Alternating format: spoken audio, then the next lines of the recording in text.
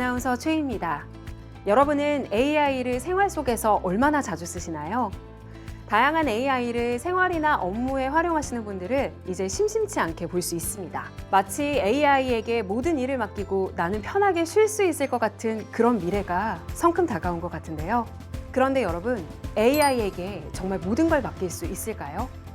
AI가 주는 결과를 어디까지 신뢰하고 사용할 수 있을까요? 이렇듯 막상 AI를 믿고 온전히 일을 맡기는 건 망설여지는 게 사실입니다. 그렇다면 이용자들이 AI를 믿고 AI를 사용하려면 어떻게 만들어져야 할까요?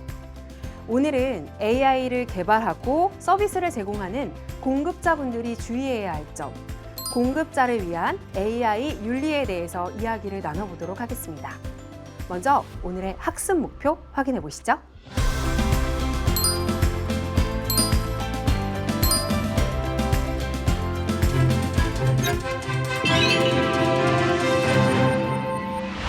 네, AI 윤리란 무엇인가? 다소 무겁고 진지한 질문 같습니다. 아마 제목만 보고 겁내시는 분들이 좀 계실 것 같은데요. 걱정하지 마세요. 여기 계신 전문가분들이 아주 쉽게 설명해 주실 겁니다.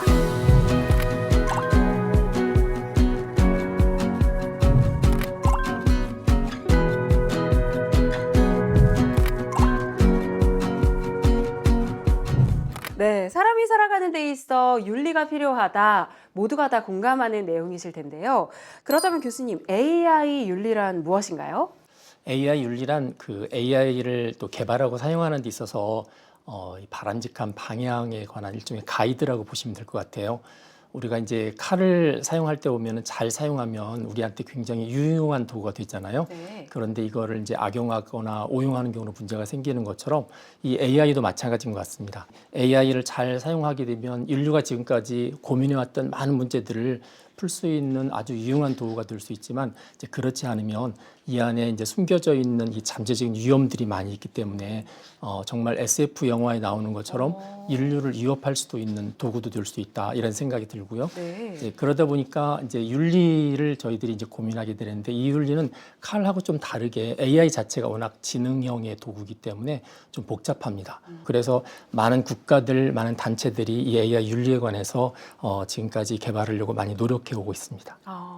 저는 이제 윤리라는 단어를 들었을 때 도덕적으로 옳지 못한 것을 좀 금지하는 것 이런 느낌이 들었거든요. 맞습니다. 그 AI 윤리 그러면 영어로는 주로 AI ethics 내지는 뭐 the ethics of AI 그렇게 이야기를 해요. 도덕이라고 하면 모랄, 윤리, 그렇죠. 모랄 이런 단어를 쓰지 않나요? 에틱이라는 단어를 쓰는군요. 보통 우리가 윤리, 도덕 이야기를 하는데 윤리는 에틱하고 이제 모럴이라고 하는 도덕하고 조금 구분은 되는데 표현상은 다르지만 의미는 사실은 같습니다. 근데 이제 도덕은 주로 개인한테 초점이 맞춰져요. 그래서 사회적으로 합의한 어떤 지침에 대해서 개인한테 이렇게 따라달라고 이야기하는 게 주로 도덕이고, 네. 이제 윤리는 이제 주로 에스더스라고 그래서 일종의 이제 공동체 어떤 관습 이런 것들을 반영하기 때문에 그 사회 전반적으로 어떤 이슈에 관해서 가져야 되는 태도 이런 것들을 주로 논의를 해요. 그러다 보니까 어떤 이슈에 관해서 합의가 되지 않아도 그게 인류 전체한테 도움이 된다면 역시 윤리의 항목에 이렇게 들어오는 거죠. 궁극적으로는 뭐 윤리나 도덕이나 둘 다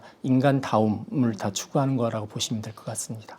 그러니까 AI 윤리는 개인의 도덕적인 판단이 아닌 더 넓은 사회적인 책임과 규범에 의거한 AI 사용법이라고 이야기할 수가 있는 거겠네요. 그래서 AI 기술에 관한 것도 집중을 하지만 네. AI 때문에 생기게 되는 이제 사회적인 문제, 법적인 문제, 철학적인 문제까지도 다 통과를 해서 이거에 관련된 이제 체계적인 지침을 이제 제공하는 것이다라고 생각하시면 됩니다.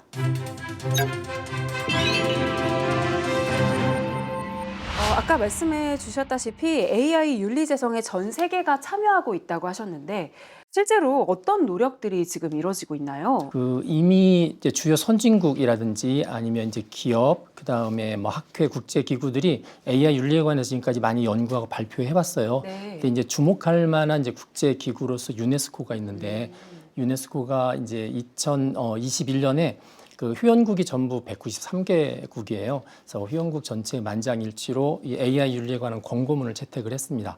AI가 긍정적인 영향을 미치도록 여러 가지 윤리적 지침을 제시하고 있다 하는 부분들을 주목할 수 있을 것 같아요. 네. 국내에서도 이와 비슷한 것들이 있다고 들었는데. 국내에서는 대표적으로 이제 두 개의 정부 부서를 좀 꼽을 수가 있는데 네. 방송통신위원회하고 과학기술정보통신부에서 각각 AI 윤리, 기준, 그다음에 지능정보사회에 관한 원칙들을 제정을 했습니다. 네. 그래서 그 내용들을 간단하게 살펴보면 이제 방송통신위원회에서 진행한 부분들은 이용자 중심의 지능정보 사회를 위한 원칙이라고 해서 7가지의 주요한 원칙들을 제시하고 있고요.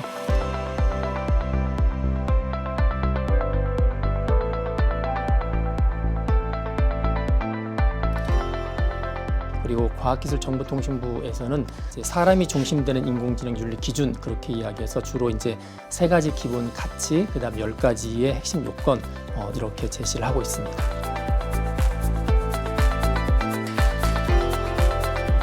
이 기준안들의 공통점이 있을까요? 이 기준안들은 크게 보면 이제 인간의 초점을 많이 맞춘 것 같아요. 그래서 인간 그리고 우리 사회의 안녕, 그 다음에 인류 전체의 발전 이런 부분들을 가장 큰 목표 방점으로 두고 제정을 하고 있습니다.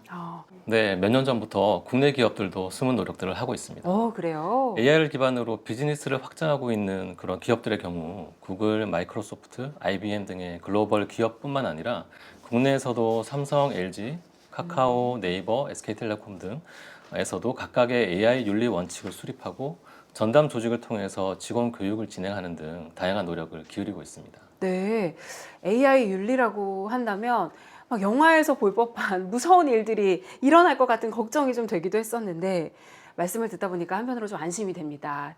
뭐 국제적으로도 또 국내 기업들도 다 똑같은 노력을 하고 있으니까 저 같은 이용자들은 마음 편하게 이용을 해도 되지 않을까라는 생각이 드는데요. 사실 그렇지는 않습니다. 그런가요? 네. 어떻게 해야 될까요? 결국 AI를 개발하고 이용하는 것은 사람이다 보니까 AI 윤리는 개발자와 이용자 모두에게 적용되는 것입니다. 말씀하신 대로 이미 많은 노력을 한 것은 사실입니다. 하지만 인공지능의 위험 요소를 통제하고 장점을 활용해 혜택을 얻으려면 관련 이슈를 지속적으로 살피고 신뢰 가능한 인공지능에 대한 인류의 합의를 구축해야 하고 이것은 이제 시작이라고 할 수 있습니다.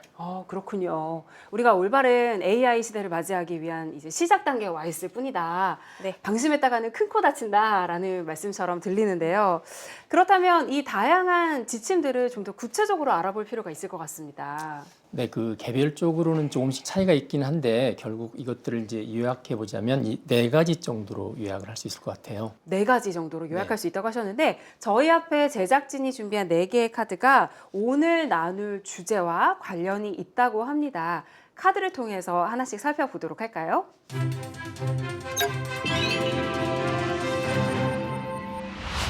AI 윤리에 있어서 핵심적인 4가지 요인을 살펴보려고 하는데요. 먼저 제 카드부터 볼까요?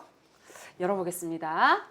자, 보안성입니다. 키워드만 봐서는 그 내용이 짐작이 잘 가지 않는데요. 정확히 어떤 내용일까요? 인공지능은 이제 기본적으로 학습을 통해서 이게 업그레이드가 되거든요. 그렇죠. 그래서 그 학습에 필요한 많은 데이터들을 이제 획득하게 되는데 이 획득하는 정보 가운데서는 이제 말씀드렸던 것처럼 개인 정보나 또 사생활 정보도 있고요. 어떤 경우는 이제 저작권과 관련된 타인의 정보들도 들어가 있을 수 있습니다. 그렇기 때문에 AI가 학습할 때 데이터들을 무조건 다 학습한다고 할 때 문제가 될 수가 있어서 네. 이제 이 수집하거나 학습할 때 어떤 기준에 의해서 정보들을 학습하고 또 이 정보들을 어떻게 다룰 것인지 그리고 이 민감한 정보를 혹시 다룬다면 이제 어떤 원칙들을 세워서 다뤄야 될 것인지를 이제 안전성 측면에서 면밀하게 검토하는 거가 바로 보안성의 원칙이다라고 볼 수가 있습니다. 그렇군요. 네, 미국 스타트업 기업 중에 클리어브라는 얼굴 인식 인공지능 시스템 개발 업체가 있었습니다. 네. 이 회사는 각종 SNS 및 인터넷에 공개된 사람들의 얼굴 이미지를 무단으로 대량 수집해서 인공지능을 학습시킨 걸로 영국 정부로 하여금 제재를 받았습니다. 그래요? 그 회사가 뭐 해킹 같은 걸 한 건가요? 그건 아니고요. 전 세계 이용자가 인터넷에 게시한 정보를 이용한 것입니다. 근데 뭐 비공개 정보를 가져간 것도 아니고 이미 인터넷상에 다 올라와 있는 노출되어 있는 정보를 사용한 건데 제재 대상이 되는군요. 바로 말씀하신 부분이 정확하게 이 회사 측의 반박 내용이었습니다. 그런데 잘 생각해보면 문제 소지가 많이 있습니다.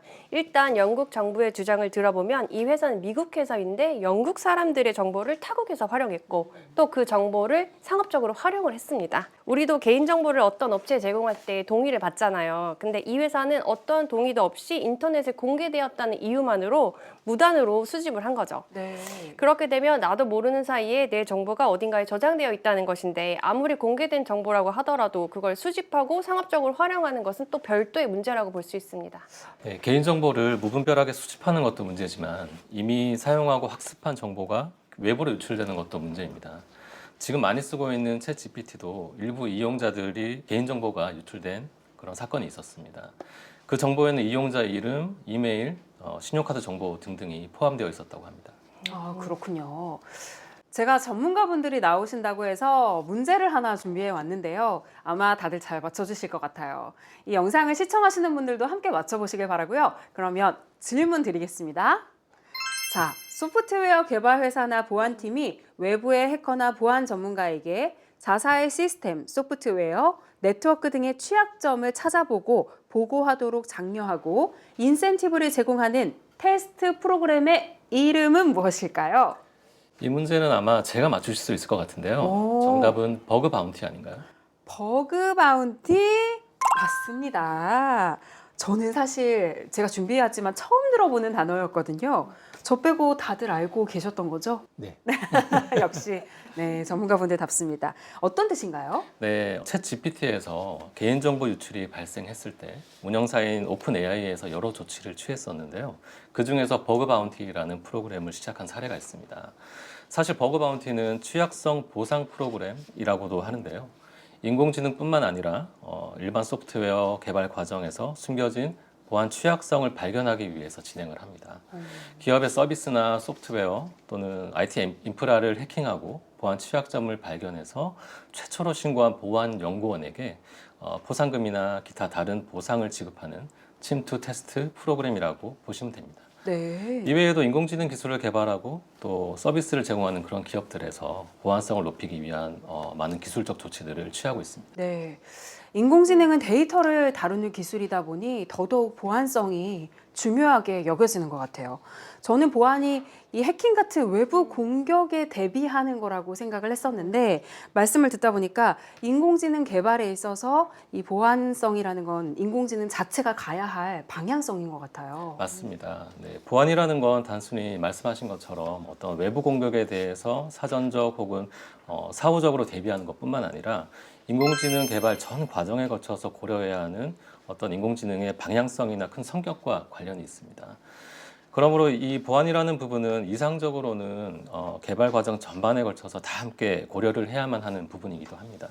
하지만 사실 여건상 모든 현장에서 그렇게 할 수 있는 건 아니에요. 네. 어떤 개발이나 운영, 어떤 보안 등의 각 부문이 함께 협업을 해야만 하는데 아무래도 현실적으로는 어려움이 있습니다. 네, 아무래도 일을 하다 보면 개발은 개발만, 운영은 운영만 이렇게 되기 쉽겠죠. 네, 그렇기 때문에 당장 인공지능 개발 과정 전반에 걸쳐서 어떤 보안을 통합하기는 어려워도 개발 참여자들이 당장 실천할 수 있는 그런 부분들을 확인해서 업무에 적용하는 것도 하나의 방법인 것 같습니다. 보안은 기술과 어떤 기업에 대한 신뢰로 바로 연결되는 부분이니까요. 그렇다면 뭐 전공 분야나 산업 분야를 가리지 않고 인공지능 기술을 개발하고 기획하시는 우리 공급자분들이 업무 현장에서 인공지능 보안성 원칙을 지키기 위해서 할 수 있는 노력들은 어떤 게 있을까요? 네, 이 공급자가 지켜야 될 보안성의 원칙은 크게 네 가지를 꼽을 수 있을 것 같아요. 첫 번째는 이 데이터 수집 시에 사용자의 동의를 명확하게 받아야 된다는 거 하고요. 두 번째는 개인정보와 프라이버시를 위한 적절한 보안 조치를 취해야 된다. 세 번째는 시스템을 구현할 때 이 데이터와 모델의 보안을 강화하기 위한 조치를 또 마련해야 된다. 그리고 마지막으로는 윤리적인 문제나 기술적인 취약점이 발견되었을 때 신속하게 대응해야 된다. 이 네 가지입니다. 시작부터 만만치가 않습니다. 기획과 설계 단계부터 개발 과정과 이후 운영의 과정까지 이 공급자가 인공지능의 보안성 원칙을 지키기 위해 할 수 있는 것들 여러분 다들 확인하셨나요? 자, 이제 두 번째 카드 확인해 보겠습니다. 우리 변호사님 카드 확인해 볼까요? 네. 네, 저는 공정성이 나왔습니다. 뭔가 변호사님과 어울리는 카드 같은데요. 이건 저도 들어본 적이 있는 것 같아요. 이 인공지능이 데이터를 기반으로 특정한 결과값을 도출해내잖아요. 근데 간호사라는 워딩을 넣었을 때는 여성의 이미지가 많이 나오고 또 CEO라는 단어를 넣었을 때는 남성의 이미지가 많이 나오고 이런 이야기가 있었다는 걸 들었어요. 네, 맞습니다. 이 공정성은 이제 인공지능이 모든 이용자에게 차별과 편견 없이 또 공평하고 또 공정하게 작동하도록 보장되어야 된다는 것을 의미하는데요. 만약 인공지능이 편견이 있고 또 편향된 정보를 생성해낸다면 이건 또 새로운 또 사회적인 문제가 됩니다. 네, 실제로 비슷한 일이 있었습니다. 그래요? 네. 어떤 일인가요? 2016년에 아마존에서 사용한 인공지능 채용 시스템이 아마 많이들 아시는 사례일 것 같아요. 이 인공지능 시스템 같은 경우에는 지난 10년간 지원했던 사람들의 이력을 분석하고 평가하고 순위를 매겨서 그걸 바탕으로 평가를 했었는데요. 지원한 사람들의 어떤 기술직 지원자들의 대부분이 남성이다 보니 사실 이 인공지능이 학습한 데이터는 남성의 데이터가 대부분이었습니다. 아, 네. 그렇다 보니 그 이후에는 어떤 여성 지원자들이 지원을 하더라도 그 이미 학습한 데이터를 가지고 평가를 하다 보니 남성들이 주로 채용이 되었던 그런 사례가 있었습니다. 그렇군요. 이런 성별 관련 문제 외에도 또 다른 공정성에 관련된 문제가 있었을까요? 네네, 아마존 사례 이후에도 여러 인공지능들이 있었고 네. 그때 인종이나 어떤 연령 또 국가 소득 같이 사람을 어떤 구분 지을 수 있는 그런 조건들을 가지고 편견이나 차별적 요소로 반영한 그런 사례들이 많이 있었습니다. 사실 말씀만 들으면 그러기에 인공지능이 정말 사람과 좀 닮아간다라는 생각이 들기도 하는 것 같아요. 인공지능의 공정성을 개선하기 위해서 어떤 노력을 할 수 있을까요? 네, 앞서 이제 아마존 사례에서도 보셨겠지만 이제 가장 중요한 거는 이제 인공지능이 학습하는 이 데이터가 다양한 집단들을 균형 있게 대표하고 또 반영을 해야 되는 게 가장 중요한 부분일 것 같아요. 네. 하지만 이제 아무리 공정성 있게 반영되었다고 그러더라도 실제로 이 대량의 데이터를 학습을 하다 보면 한쪽으로 이렇게 치우칠 수가 있습니다. 이 한쪽으로 치우친 데이터에 대해서 얘가 지금 그런 방향으로 가는지 안 가는지에 관해서 지속적으로 검토하고 또 수정하는 작업도 필요합니다. 또 그거 외에도 또 인공지능이 어떤 판단을 이제 내리게 될 텐데 그 판단 내리는 과정들이 이렇게 투명하게 일반 이용자들한테 공개되는지 그리고 만약에 문제가 생기면 이걸 또 책임질 수 있는 시스템인지 이런 부분도 이제 잘 마련돼야 되는 기준이 될 것 같고요. 다 인공지능 신뢰성과 다 연관이 돼 있는 거죠. 네. 일단 개발이 되더라도 또 이제 운영하는 과정 가운데 지속적으로 모니터링도 하고 또 이용자들로부터 피드백도 받아서 발생하는 문제들에 대해서 또 신속하게 또 대응도 할 수 있어야 됩니다. 네, 그렇군요. 실제로 지금 세계 여러 기업들이 이 인공지능 모델의 공정성을 평가하고 또 개선하기 위해서 오픈소스 소프트웨어를 많이 개발을 하고 있습니다. 그런데 그 데이터가 공정한지 아닌지를 평가하는 것은 참 어려운 문제일 것 같습니다. 맞아요. 그래서 이 인공지능 데이터를 학습하기 전과 또 학습하는 과정 그리고 학습이 이제 끝난 후 그 결과까지 모든 과정을 체크할 수 있는 그런 방식으로 지금 시스템을 개발을 하고 있습니다. 와, 여기까지만 봐도 개발 과정에서 지켜야 할 일들이 정말 많은 것 같습니다. 네, 사실 대다수의 인공지능 어떤 기획자나 개발자분들이 이런 윤리적인 고려에 대해서 많이 알고 계실 거예요. 그리고 실제 현업에서 실천도 하고 계실 텐데요. 근데 사실상 우리가 업무를 하다 보면은 여러 여건들이 있고 또 마감에 쫓기고 이런 현실적인 부분들이 있다 보니까 자칫하면 이런 것들을 간과할 수가 있습니다. 더더욱이나 이 프로젝트 같은 경우에 소규모 인원으로 진행하는 경우도 있거든요. 네. 그런 경우에는 또 더더욱이나 어려움이 많이 있습니다. 맞아요. 아무래도 현장은 또 다른 거니까요. 그래서 사실 이런 부분들은 개인들이 창조해서 실천하는 것도 물론 중요하지만 이제 그런 것보다는 업무 프로세스 전반에 걸쳐서 어떤 윤리적인 개발을 할 수 있는 가이드라인을 마련해 두는 것이 중요하다고 생각을 합니다. 개인이 지키기에 두기에는 문제가 너무 큰 것 같습니다. 맞습니다. 가이드라인을 미리 정립을 해두고 또 이것을 기반으로 계속 점검하고 피드백을 주고 이런 문화가 정착이 되어야 할 것 같고요.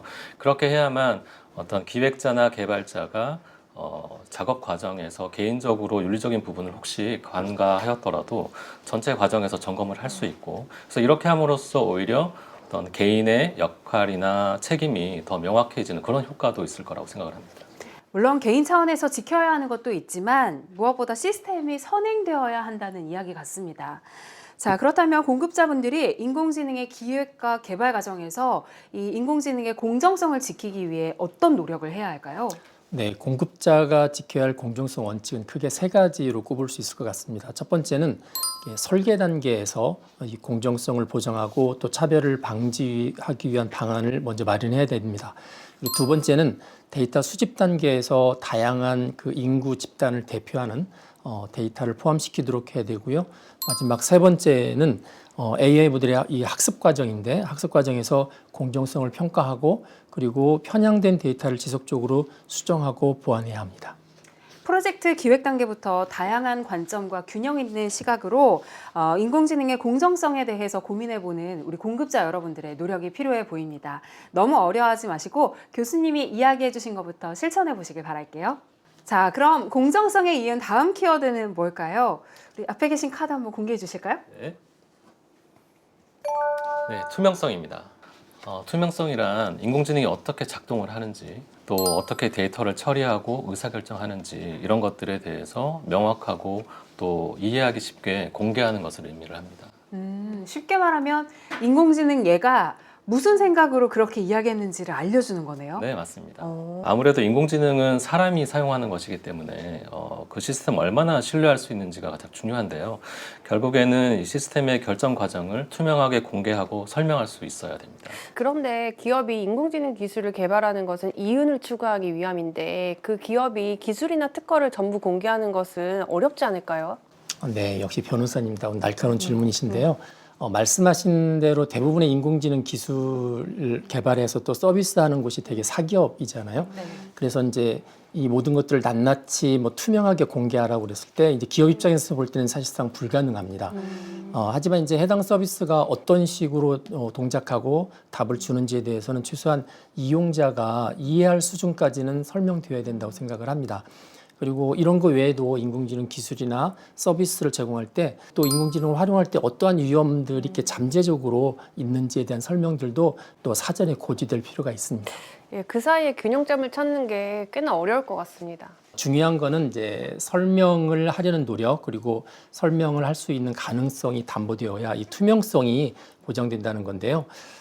기업의 이익을 보장하는 것도 굉장히 중요하긴 하지만 또 이 사기업 또한 우리가 살고 있는 사회에서 이렇게 동떨어져서 이익을 추구할 수는 없잖아요. 네. 이제 그렇기 때문에 기업의 이제 사회적인 책임 측면에서 볼 때도 이런 요구는 무리하다고는 볼 수 없을 것 같습니다. 또 특히 이제 금융이라든지 또 의료라든지 보험 같은 이제 규제가 엄격하게 존재하는 산업에 있어서는 이 인공지능이 예측하는 과정들은 특히 잘 설명될 필요가 있습니다. 아, 그렇군요.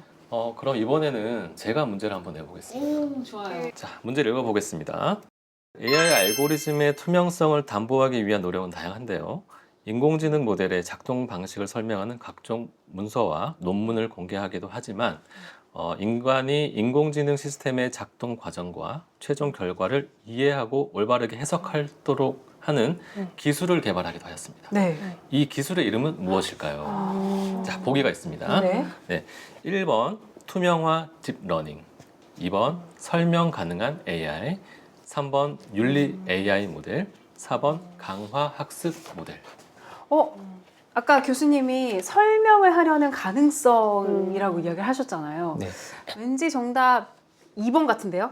맞습니다. 오, 맞아요? 네, 인공지능이 이제 어떤 결정을 내렸을 때 인공지능이 내부적으로 어떻게 해서 그런 결정을 내리는지 이제 당사자 인간한테 이제 설명을 좀 해줄 필요가 있는데 이렇게 설명해주는 인공지능을 말씀하셨던 것처럼 설명 가능한 인공지능 이렇게 하고 이제 정의를 합니다. 이 설명 가능성은 투명성하고도 상당히 깊은 관련이 있는데 이제 주로 설명 가능성은 주로 어떤 특정한 개인이나 특정한 사안에 대해서 이제 설명을 해주는 게 바로 이제 설명 가능성이고요. 투명성은 인공지능의 일반적인 내부 동작, 네. 이런 것들과 또 판단 기준, 원칙 이런 것들을 일반적으로 보여주는 걸 이제 투명성이라고 부릅니다. 아, 그렇다면 인공지능이 다루는 정보의 양은 사람과는 비교가 안 되잖아요. 인공지능이 내린 결정에 그 수많은 정보들이 어떻게 영향을 미치는지 궁금합니다. 네, AI 블랙박스라는 말이 있습니다. 자동차처럼 뭐 어떤 사고를 방지하기 위한, 사고가 났을 때 대비하기 위한 그런 건가요? 이때 블랙박스는 이제 그런 블랙박스는 아니고요. 네. 말 그대로 블랙, 깜깜하다는 뜻입니다. 그래서 아무것도 알 수 없다는 뜻이고요. 그래서 AI가 어떻게 판단을 하고 분석을 하고 어떻게 결정을 내리는지 그런 과정 자체를 전혀 알 수 없다는 그런 말이고 그런 상황을 가리켜서 AI 블랙박스라고 말을 합니다. 우리가 흔히 쓰는 블랙박스와는 아예 다른 개념이군요. 맞습니다. 그래서 이 부분이 사실 우리가 지금 이야기하고 있는 투명성과 직접적으로 관련이 있는데요. 사실 여태까지도 개발자들이 이 AI가 무슨 과정을 통해서 답을 내놓는지 완벽하게 알지를 못했어요. 사실 사람도 자기가 이 이야기를 왜 하게 됐는지 설명하라고 하면 정말 깜깜한데 인공지능은 오죽하겠어요. 맞습니다. 그래서 예전에 아시겠지만 알파고가 바둑에서 연전 연승을 하고 있을 때 네. 실제 바둑 전문가들도 알파고가 왜 저런 수를 두는지를 알 수 없었다고 해요. 그래 이게 같은 이유였다고 합니다. 그럼 지금도 왜 그러는지 설명할 수가 없는 건가요? 최근에 엔트로픽이라는 회사가 있는데요. 네. 이 회사에서 이 블랙박스의 상태를 설명할 수 있는 그런 기법을 개발했다는 뉴스가 있었습니다. 아, 그래요? 네, 아직까지 갈 길은 멀긴 하지만 우리가 인공지능의 머릿속을 좀 들여다볼 수 있는 어떤 그런 방법이 생겼다는 점에서 지금 우리가 이야기를 나누고 있는 이 인공지능의 윤리를 더욱 안전하게 좀 다듬을 수 있는 그런 실마리가 생겼다고 그렇게 생각할 수가 있습니다. 말씀을 듣다 보니까 우리 공급자분들의 정말 많은 노고가 느껴집니다. 자, 그렇다면 공급자가 인공지능의 투명성 원칙을 지키기 위해서 어떤 노력을 해야 할까요? 네, 우리 공급자가 지켜야 할 투명성의 원칙은 크게 세 가지를 꼽을 수 있을 것 같습니다. 첫 번째는 개발에 활용되는 데이터의 출처 그리고 처리의 주요 과정들을 이렇게 기록을 해야 됩니다. 두 번째는 AI 모델의 의사결정 과정을 설명할 수 있는 메커니즘을 아예 구현을 해야 되고요. 그다음에 세 번째는 이제 프로젝트 진행 시에 관련된 자료들을 문서화하고 또 여러 가지 로그 기록들을 남겨서 투명성을 보장해야 합니다. 자, 이제 저희 마지막 카드만 남아 있습니다. 교수님 카드 공개해 네, 주실까요? 마지막 카드입니다. 네, 책임성입니다. 오, 책임성이라. 이거 뭐 잘못되면 누가 책임질 거야? 이런 의미인가요? 네, 비슷합니다. 어쨌거나 인공지능도 우리 이제 인간들이 활용하는 서비스잖아요. 이거를 개발하고 또 배포하고 하는 사이에서 우리가 지금 앞서서 말했던 그 무수한 문제들이 이제 발생할 수가 있습니다. 그래서 윤리적인 문제뿐만이 아니라 어떤 경우는 법적인 문제, 또 사회적인 문제가 다양하게 발생할 수 있는데 이제 이런 경우에 이제 이 부분을 누가 어떻게 책임질 거냐 하는 부분을 다루는 게 바로 책임성입니다. 그런 의미군요. 예, 그러면 인공지능을 설계하고 개발하는 사람, 서비스를 제공하는 사람, 그리고 이용자 간의 책임 소재를 세부적으로 명확하게 하고 관련 법령이나 계약을 정비해야 되겠네요. 네, 맞습니다. 2018년에 미국에서 이런 일이 있었어요. 여러분 우버 서비스 다 아시잖아요. 네. 우버가 자율주행 시스템을 개발을 하고 있었는데 그 테스트 과정에서 사람을 치여서 사망에 이르게 한 그런 사고가 있었습니다. 근데 이때 원인을 분석해 보니 굉장히 복잡했는데요. 첫 번째는 이 인공지능 시스템 자체부터 문제가 있었습니다. 사람을 발견을 했지만 이게 위험하다는 위험 요소로 판단을 하지 못해서 결국 사람을 치게 됐고요. 네. 또한 차량에 탑승하고 있던 운전자는 이 자율주행을 너무 믿은 나머지 핸드폰만 계속 하고 있었죠. 아, 그랬군요. 네, 그렇기 때문에 결론적으로는 제조사 그리고 또 시스템 개발자 또 사람 모두에게 책임이 있었던 그런 사례라고 할 수 있습니다. 그 앞서 말씀해주신 인공지능의 신뢰와도 좀 관련이 있는 문제네요. 예, 이건 어쩌면 사법 시스템과도 비슷한 점이 있는 것 같습니다. 세상이 완벽하지 않기 때문에 여러 가지 법을 정비해 놓는다고 해도 사건 사고가 끊이지가 않죠. 네. 예, 하지만 사법 시스템이라는 믿을 만한 우리가 믿을 수 있는 시스템이 있기 때문에 책임을 물을 수가 있고 완벽하게 작동하진 않더라도 끊임없이 개선해 나가면서 사회를 안정시킬 수 있다는 가능성에 대한 신뢰가 우리 사회에 대한 신뢰로 이어지는 것 같습니다. 자, 그렇다면 공급자가 인공지능의 책임성 원칙을 지키기 위해서 무엇을 할 수 있을까요? 네, 공급자가 지켜야 할 책임성의 원칙은 크게 네 가지를 꼽을 수 있습니다. 첫 번째는 시스템이 관련 법규와 규제를 준수하도록 구현해야 됩니다. 두 번째는 이제 법적 요구사항을 반영해서 시스템 설계를 검토해야 됩니다. 세 번째는 AI 시스템의 운영 과정에서 명확한 책임의 주체가 누구인지를 지정을 해야 되고요. 마지막 네 번째는 문제가 발생했을 때 신속하게 문제를 해결할 수 있는 대응 시스템을 마련해야 됩니다. 네, 공급자가 지켜야 할 책임성 또한 앞서 언급한 보안성, 공정성, 투명성 못지않게 중요한 원칙인 것 같습니다.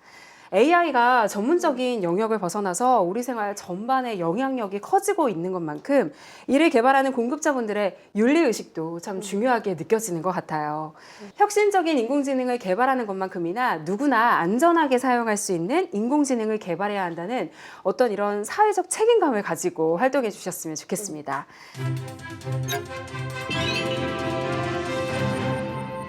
네, 오늘 공급자를 위주로 한 AI 윤리에 대해서 이야기를 나누고 있는데요.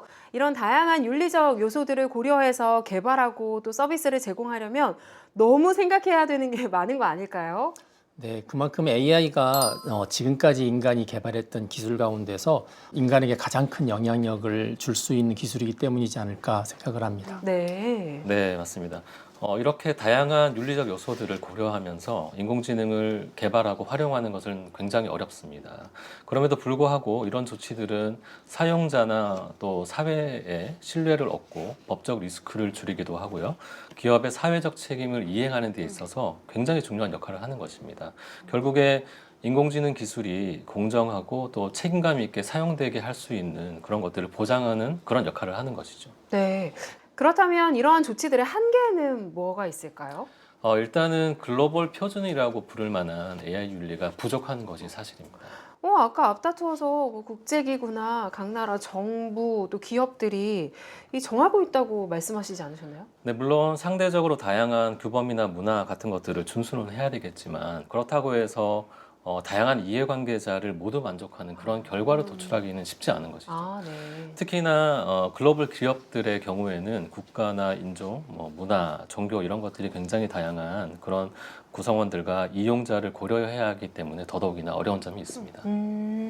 제도적인 한계도 아직까지 있는 것 같습니다. 아직 세부적인 법령이나 계약이 자세하게 만들어지지 않았고 우리 사회가 인공지능을 도입한 초기 단계이기 때문에 사례의 부족, 또 인식의 부족 이런 것들이 겹쳐서 법적, 제도적 정비의 속도가 더딘 편입니다. 아, 그렇군요. 네, 앞서 그 보안성을 개선하기 위해서 보안 서비스 개발 그리고 또 투명성에 대한 여러 가지 기술적 조치에 대해서 이야기를 나눴는데 이것도 사실은 완벽하지 않습니다. 뭐 아직까지 모든 유형에 대해서 충분히 설명 가능하고 만족할 만한 방법은 없다고 보는 게 맞을 것 같고요. 기술이 거기까지 다다르려면 더 많은 시간이 필요한 상태죠. 와, 오늘 생각보다 심도 깊은 이야기들을 많이 나눠봤는데요. 어떠셨나요? 우선 저 같은 경우에는 이 인공지능 서비스를 개발하는 데 있어서 공급자들의 윤리적인 생각과 자세가 정말 중요하다는 것을 다시 한번 알 수 있었던 시간이었습니다. 이 영상 시청 후에 스스로를 좀 점검해보는 시간을 가져보는 것도 좋을 것 같아요. 직장인들의 법정 의무 교육이나 또 기업의 윤리 교육처럼 이 AI 윤리 교육이 꼭 필요한 교육이 되어야 할 것 같습니다. 네, 맞습니다. 네, 성큼 다가온 AI 시대, 우리 전문가분들의 말씀을 들어보니 아직도 갈 길이 멀다는 생각이 듭니다. 마치 AI가 모든 것을 다 해줄 것 같은 기분이었지만 AI가 또 제대로 작동하는 것은 결국 사람의 몫이다라는 생각이 드네요. 영화의 한 대사가 떠오르는데요. 우리는 방법을 찾을 것이다. 늘 그랬듯이.